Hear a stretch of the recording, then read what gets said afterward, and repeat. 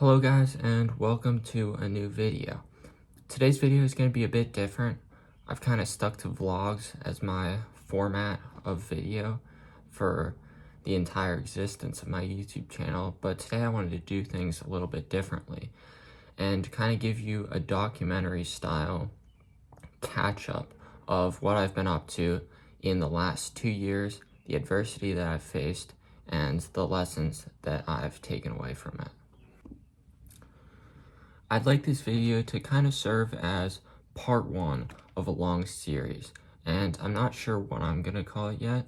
I'm sure I will have decided by the time that I make the thumbnail, but maybe something along the lines of Road to Pro or something. Not because going pro is necessarily the most feasible challenge that I could make up, but it's something that I've dreamed of since I was a young kid, and rather than focusing on that goal, I just want to focus on giving it my all, giving 100% for the next 10 months until I graduate high school, and seeing how close I can get to that goal. Because a lot of people, they have this childhood dream and it kind of fizzles out. They never give it 100%, but they always wonder what could have been.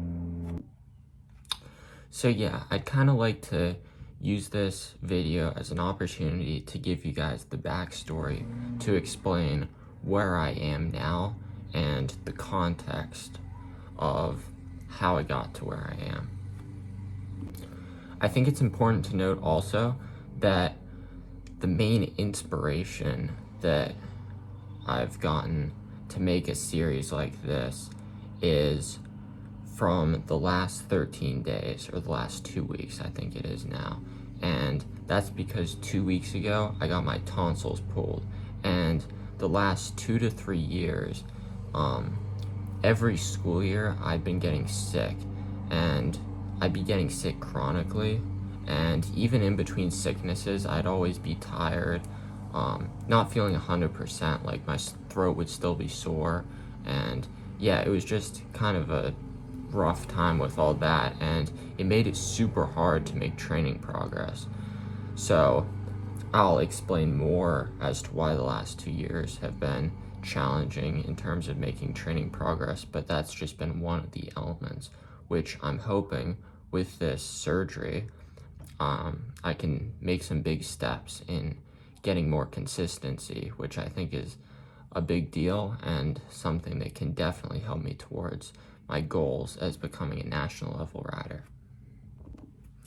I've had a lot of time to reflect in the last 2 weeks, and it's definitely not been the easiest time for me, but it's also been an accumulation of some tough times in which I've been doubting what I want to do and doubting whether I should continue this sport, because there were times with injuries and illnesses in which everything felt hopeless, but I've stuck to it, and now I'm more motivated as ever. So I thought I'd make this series to keep myself accountable, and it'd be fun, because I like the videos where it's somebody who has this super lofty goal, and there's a good chance, statistically, that they might not achieve their goal, but they're going against the odds, and I think that that's something fun to follow, and I hope you guys will think the same. So without further ado, let's get into the video.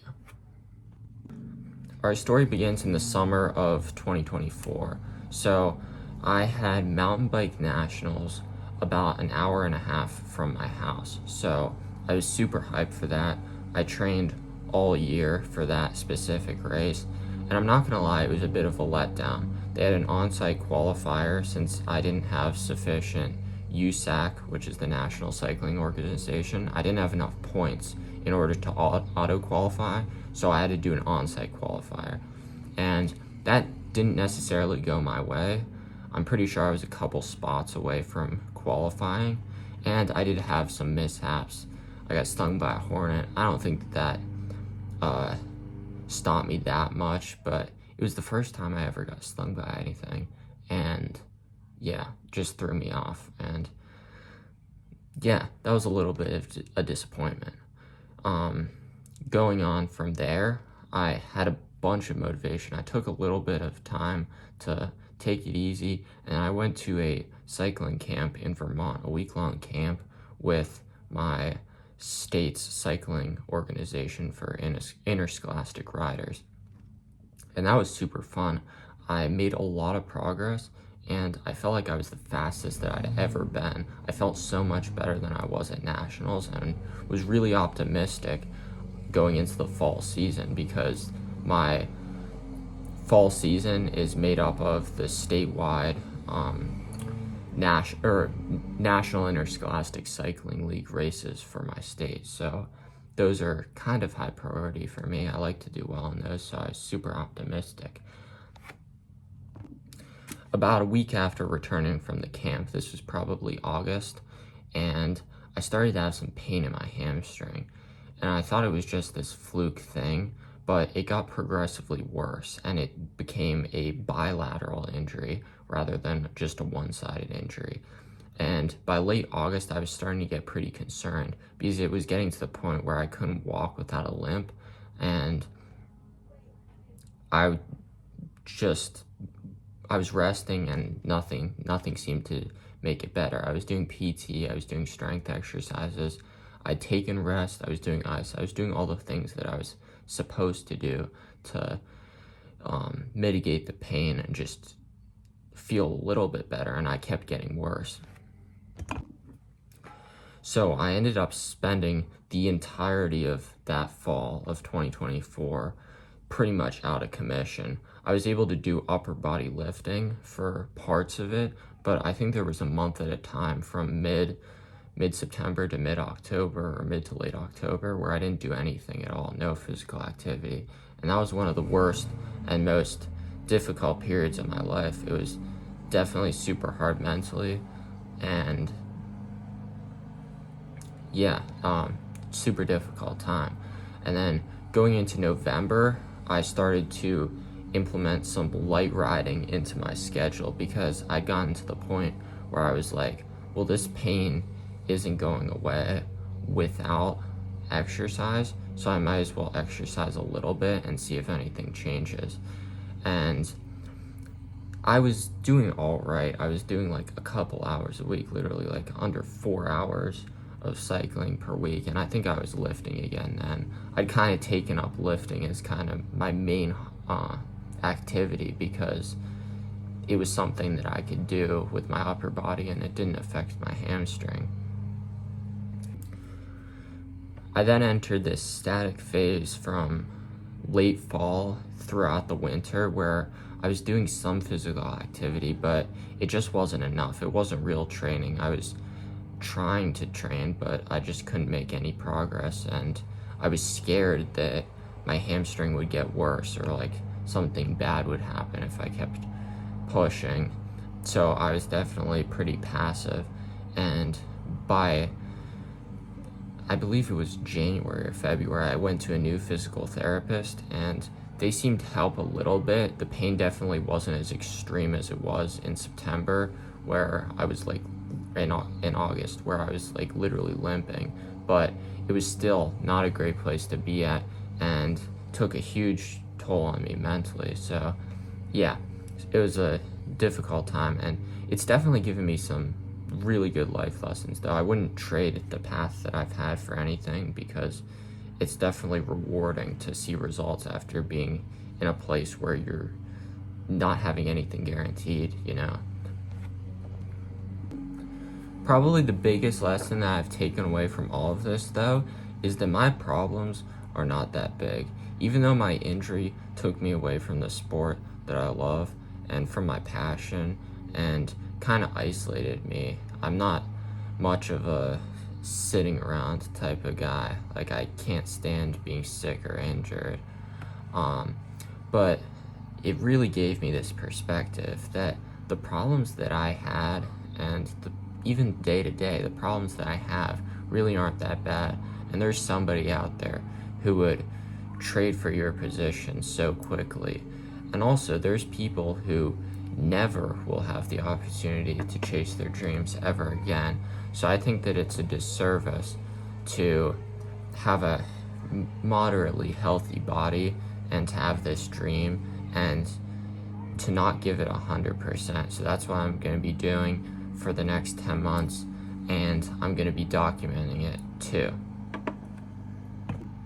Now we'll transition into kind of the second part of this video for those of you who are still watching, and I'll kind of go over each of the races that I had in my comeback from May of 2025 to where I am at now, because things have been trending upward, even though I did have a lot of illnesses and some minor injuries, minor setbacks, but things have definitely been looking up. So that's where we are going to be headed now. For those of you interested in statistics, this is kind of a visualization that can help describe some of the setbacks that I've had. My first race back of 2025 was in May on Memorial Day. I ended up getting dropped after my seat dropped. I came out of it with a lot of motivation though, trained really hard. I was able to get in a good bit of consistency and some high volume riding after spending most of May pretty sick. I also ended up doing a Cat 4 road race in June and got 17th out of 62, which was actually worse than what I did in that race the year before. In July, I did my first ever marathon mountain bike race, as you can see here. I had super good legs and raced really hard. It was my first ever marathon race, so I paced it pretty conservatively and moved up throughout the whole race. I ended up getting a second place finish in the men's open category, which was a result I was pretty stoked with, and again found myself looking into the fall season optimistically.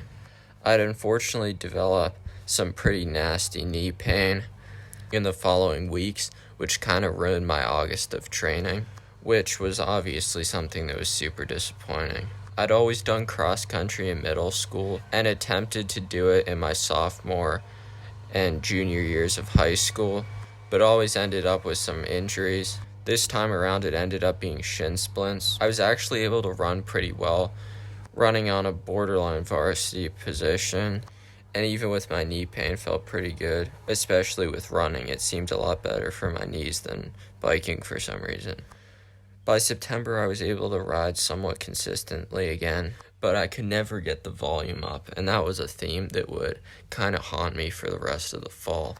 The first race of my fall season was a statewide race. The high school racing season was split into 3 parts: 2 statewide races, 2 conference races, and then a state championship. The first race of my season, I was able to pull off a 12th place finish out of 64 riders, which I ended up being pretty happy with. The second race, I ended up racing with some sort of flu or pretty nasty virus, and I got 15th. So again, I ended up being pretty happy with a result that I wouldn't necessarily be happy with under ordinary circumstances. Building up my volume and intensity definitely wasn't easy after my knee injury in August, and to be honest, I really didn't build up my volume and intensity. I just rode low volume and doing all I could, and just being pretty dissatisfied. In the third race of the fall season, it was a conference race, meaning there was only Central Conference riders there, and here you can see I ended up getting a pretty good start. I also ended up getting 3rd place, which I don't want to say I expected, but it definitely felt good knowing that I got a position in which I worked hard for. The 4th race of the season, which was another conference one, I crashed out. I clipped my hand on a tree, and my one finger was bleeding and hurt to a point in which I had to drop out. And now with the state championship, I arrived at the start line with another nasty illness and felt really awful, but was able to pull out a 6th place in the state championship after losing the battle for the podium, which was top 5, due to a crash. Finally, I competed in the Eastern Regional Championship, which really amounted to nothing special with a mid-pack performance. At this point in the season, I was just done with it and just wanted to get some consistency. I was again super motivated going into the winter and had moments of great advancement in my training, but always seemed to have a setback at the back end of those. That led me to the first race of my 2026 season, which was a Pro Open XCO race in which I got last place. I took a couple weeks off of racing after that to focus and ended up getting some pretty good training in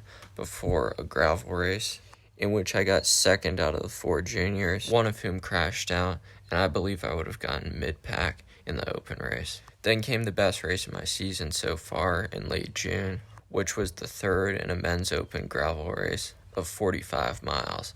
As you can see here, I completely botched the 4-man sprint. Then came the Marathon Mountain Bike National Championships. This was my first ever time traveling for a race. Here you can see me coming up the last climb, and there was no one around me from my category, so I kind of just pedaled it in. Plus my back and hands were cramping big time. But I ended up pulling off a 42nd out of 73 result. And I can't say I'm disappointed in that result. I gave it my absolute all and was able to stick with some pretty strong riders, and this was by far my best result at the national level. It was also a super cool experience traveling for a race, and just overall a cool atmosphere. Then 5 days later, I ended up getting my tonsils out, and that leads us back to where we are now. Tomorrow, I'm gonna go see the doctor and hopefully get cleared for activity. Now, I'm not a pessimist, but this video probably did sound like it. The topics that we were discussing weren't necessarily the most lighthearted, the most exciting, but I think are a good story to tell. If you get knocked down twice, you get up 3 times, and just like that, we're getting up, and hopefully with tomorrow going to the doctor and hopefully getting cleared for activity, we can start the journey of seeing what my ceiling really is, giving it my all, and being smart about it. This isn't a short journey. This isn't something that I can force in 3 weeks or 3 months even. This is something that's going to take consistency, discipline, and I think that's what makes endurance sports great. That's what I like about it, to be honest. I like the discipline. I kind of like the monotonous nature of endurance sports, going out and doing the dirty work and hopefully getting a result for it. A lot of your work goes unnoticed, but I find that's what's most inspiring and most rewarding, that you get to go out and race your bike and prove yourself. And I almost like training as much as I like racing.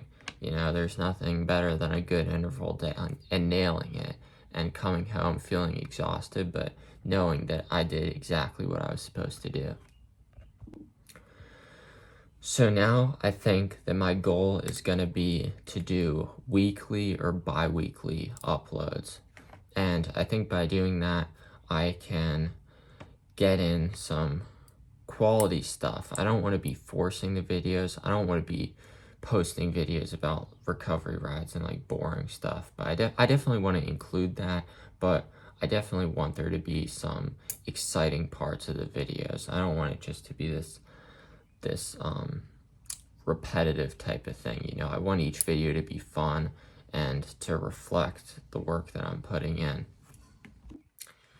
In the generous amount of free time I've had in the last 2 weeks, I've also been writing up some goals and a training plan that I'm gonna follow. And the training plan, it's an outline of what I have to do, chopped up into phases throughout the fall season in order to accomplish my goals. And the goals are a little bit more long-term. They kind of complement this video series, not just focusing on the fall, but to focus on the next 10 months. And I have goals to check off for my 20 and 5-minute power in order to get to where I want to be, just performance-wise. And I have those alternating every 2 months. So every 2 months, I need to meet a new goal. And I'm not going to stress it if I'm off track by a little bit, but it's just something to keep me humble and keep me disciplined and motivated to chase my goal, knowing where I have to be. But it's not something that I have to be there. Some people get too caught up in the numbers. I find them motivating. Some people find them stressful. And obviously, if you're ever stressing about training, it's not fun. And at the end of the day, the main goal is to have fun with this. If you're not having fun, it doesn't mean anything. And who cares if you're a pro cyclist, but you hate looking at your bike? So hopefully this journey is fun for you guys to watch, and hopefully it can bring the best out of me as a cyclist. And this isn't something where I'm going to be filming every single minute. I have my own path that I want to follow, and like this goal and like discipline that I want to work out, but then I'm also on the side going to be documenting it for the YouTube so you guys can follow along, and hopefully so I can build a platform. I've always wanted to post consistently, but I never had the discipline, so I'm going to try to keep myself accountable and try to get some new videos out every 2 weeks, maybe even every week in race season, because, you know, you gotta have a new video for each race. But yeah, hope you all enjoyed. If you're still here, this has been such a long video. I would be so appreciative if you could hit the like button, subscribe to my channel, so you don't miss the whole series that we have coming, because it's gonna be a good one.